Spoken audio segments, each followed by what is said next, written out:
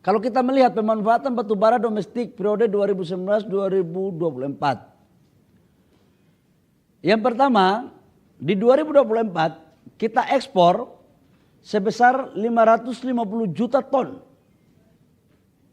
Sekedar informasi, total pemakaian batubara dunia itu kurang lebih sekitar 8 miliar ton. 8 ya. Kurang lebih 8 sampai 8,5 miliar ton. Tetapi yang beredar di pasar batubara itu kurang lebih sekitar 1 miliar 250 sampai 1,5 miliar ton.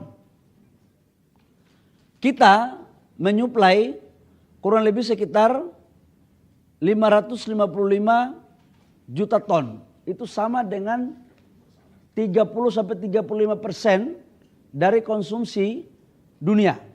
Nah, saya kembali ke sini. Bapak Ibu semua, kalau kita melihat pemanfaatan batubara domestik periode 2019-2024. Yang pertama, di 2024 kita ekspor sebesar 550 juta ton. Sekedar informasi, total pemakaian batubara dunia itu kurang lebih sekitar 8 miliar ton. 8 ya. Kurang lebih 8 sampai 8,5 miliar ton. Tetapi yang beredar di pasar batubara itu kurang lebih sekitar 1 miliar 250 sampai 1,5 miliar ton. Kita menyuplai kurang lebih sekitar 555 juta ton. Itu sama dengan 30 sampai 35% dari konsumsi dunia. Jadi batubara kita ini sangat betul-betul berdampak sistemik, masif dan terstruktur kalau kita membuat kebijakan untuk terjadi pengetatan ekspor. Tapi sampai sekarang belum. Tapi kalau harga kita ditekan terus, tidak menutup kemungkinan juga kita berpikir lain. Gitu. Supaya media tahu maksudnya. Ini domestik ya. Ini domestiknya 233. Ini stok. Jadi artinya di 2024 total yang dipakai batubara sekitar 788 juta ton. Jangan dihitung yang ininya, ini stok ini belum dipakai nih. Jadi hitungnya itu antara 233 yang sudah disalurkan ke industri dan 555 yang sudah terhitung ekspor. Dan jujur saya lagi memerintahkan kepada Pak Dirjen untuk menghitung betul HBA kita yang dibandingkan dengan ICP ya. ICI ya. ICI lebih rendah daripada HBA. Saya umumkan hari ini, tidak dalam waktu lama lagi, kami akan mempertimbangkan untuk membuat keputusan menteri agar harga HBA itulah yang dipakai untuk transaksi di pasar global. Kalau ada perusahaan yang tidak mengikuti itu, maka kami punya cara untuk membuat mereka bisa ikut. Itu kira-kira. Bila perlu, kalau nggak mau, ya kita nggak usah izin ekspornya. Kira-kira begitu. Supaya masa harga batubara di negara lain dengan negara kita dibuat kita lebih murah. Masa harga batubara kita ditentukan oleh negara tetangga. Jadi negara kita harus berdaulat dalam menentukan harga komoditasnya sendiri. Ini konsumsi listrik per kapita sekarang. Oh enggak, kita masuk ke sini dulu ya. Oh ya. Konsumsi listrik per kapita 2024 ini sebesar 1.411 kWh ya. Oh, Pak Dirjen Listrik. Ini per kWh. KWH per kapita. Realisasi 2024 sama, target 2025 seperti ini. Ah, ini kalian tidak usah hitung ini dulu, ini masih dalam pembahasan ini. Belum kita clearkan ini. Ini target 2025. Nah, kemudian kita lanjut. Jadi lihat ya, dari 2019 konsumsi kita itu naik terus. 2019 1084, 2020 1089, naik terus nih. Nah, kelihatan terjadi kelonjakan di 2022 ke 2023 dan 2023 ke 2024. Kalau di tahun 2021 itu terjadi defisit konsumsi listrik kita. Dan karena itu waktu itu terjadi oversupply antara listrik yang ada di PLN dengan permintaan. Tapi sekarang sudah balance dan sekarang kita lagi ada menghitung untuk membangun RUPTL. Nah, ini kapasitas terpasang pembangkit berdasarkan jenis pembangkit. Ini apa nih Pak Dirjen? Totalnya 101 megawatt, gigawatt. Fosil 80 mana? Oh merah ini fosil. Oke, fosil ini termasuk batu bara dan gas dan BBM. Itu 86%, 86,85%. Yang energi baru terbarukan ini 15,1 gigawatt. Jadi kurang lebih sekitar 100%. Ini yang saya maksudkan kemarin defisit itu ya. Kalau target kita 2025 kan defisit sekitar 8.000 megawatt. Iya kan? Target kita kan 23. Nah, ini penyebarannya nih Bapak Ibu semua. Ini penyebaran pulau-pulaunya nih. Nah, untuk urusan listrik ini nanti habis ini baru saya jelaskan untuk urusan listrik. Kemudian penurunan emisi gas rumah kaca. 147,61 juta ton dari target 142. Jadi kita lebih banyak. Ini kan untuk menuju net zero emission kan Pak Dirjen kan? Sampai 2060. Jadi kita ini sudah ada track sebenarnya. 2060 net zero emission dan setiap tahun kita sudah mempunyai target untuk berapa yang akan diturunkan. Kemudian ini realisasi produksi biodiesel. Mana Ibu Enia? Oh ada dirjennya nih. Ini juga sekarang lagi ada evaluasi yang perusahaan-perusahaan yang menaikkan harga biodiesel mau-maunya itu. Ini 2017 sebesar 3 juta 42. Sekarang dia sudah menjadi 13,5 juta 2024. Ini dari B35 2023 12,2 sekarang menjadi 13,15. Nah, untuk B40 di 2025 kita mencanangkan sekitar 15 juta, 15,6 juta. 15,6 juta untuk biodiesel. Dan ini menjadi bagian terpenting Bapak Ibu semua. Karena nanti kalau di 2025 sekarang lagi berjalan, 2026 kita dorong ke B50, maka insya Allah kita tidak lagi mengimpor solar. Ini bagian daripada mendorong kedaulatan energi. Kemudian ini mandatori B40, ya ini proyeksi lah.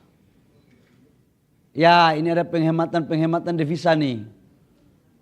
Penghematan devisa sebesar 147,5 triliun. Mengurangi emisi. Ini dampaknya sebenarnya nih. Nah ini. Pasti banyak yang tanya kemarin. Saya mau tanya dulu tentang pembangkit listrik tenaga uap. Bapak Ibu semua, saya mau kasih ilustrasi. Kita ini kan lagi sedang didorong untuk menjalankan konsensus Paris Agreement dengan memakai energi baru terbarukan. Pada prinsipnya Indonesia setuju untuk menuju net zero emission. Tetapi kan kita melihat perkembangan global. Saya mau bikin hitung-hitungan ekonominya begini. Kita ini punya energi energi bersih itu terdiri dari gas, solar panel, matahari, angin, air, panas bumi. Investasi yang cepat, yang langsung listriknya jadi dan capex-nya murah itu adalah PLTG.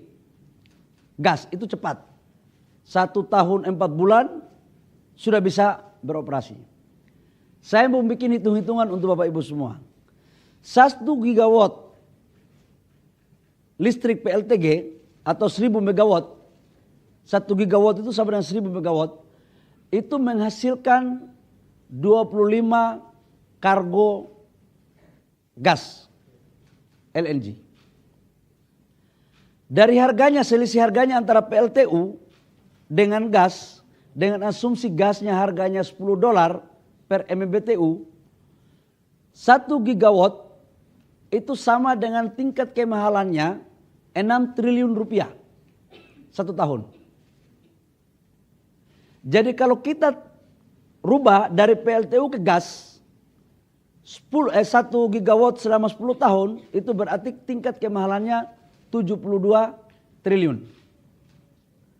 Kalau 10 gigawatt sama dengan 10.000 megawatt, itu artinya selama 10 tahun 720 triliun rupiah.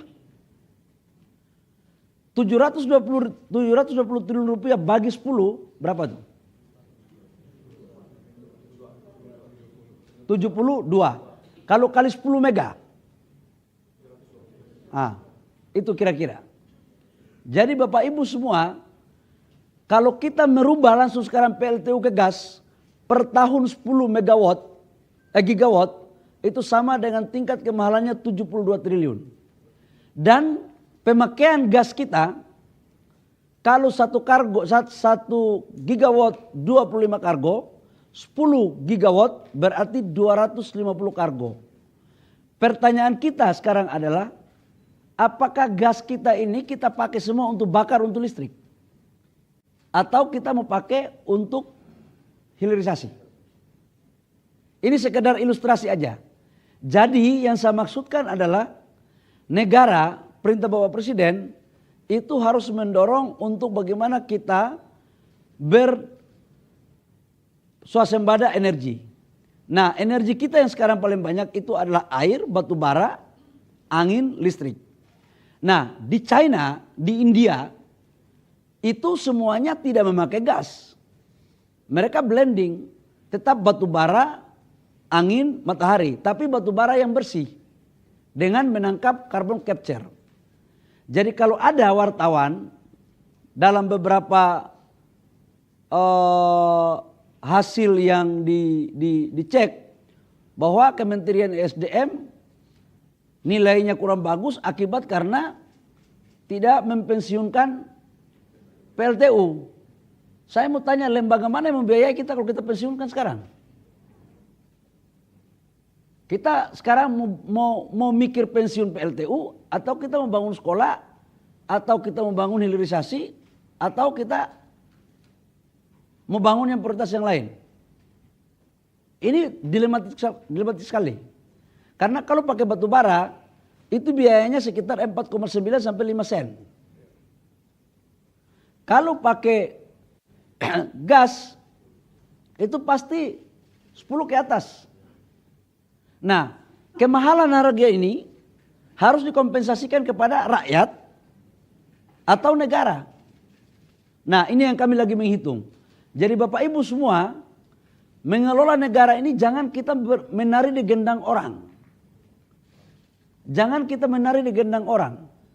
Amerika sekarang lagi keluar daripada perjanjian Paris Agreement.